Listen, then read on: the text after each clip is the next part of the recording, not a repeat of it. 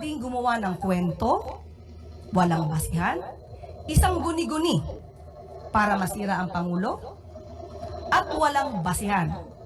Kahit saan po na kaso, kung sino yung nagbibintang, siya ang magbigay ng pruweba. Hindi niyo pwedeng sabihin na,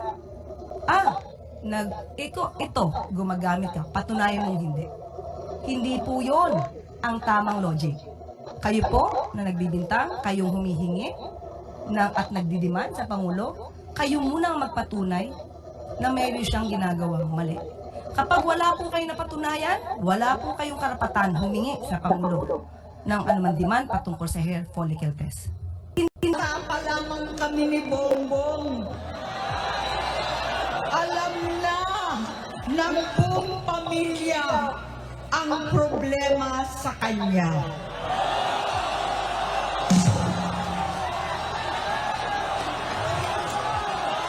Sa totoo lang, mababasa naman ng lahat ang mga testimonya ng aking ama patungkol sa kanyang ugali at gawain.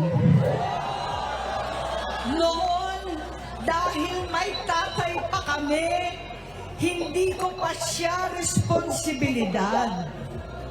Noong tumatanda, ay mas naging nakakabahala. Batid ko na nagda-drug siya.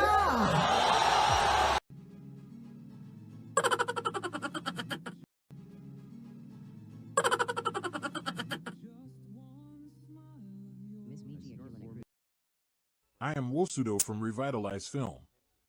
I extend my sincere gratitude to you for taking the time to watch my videos.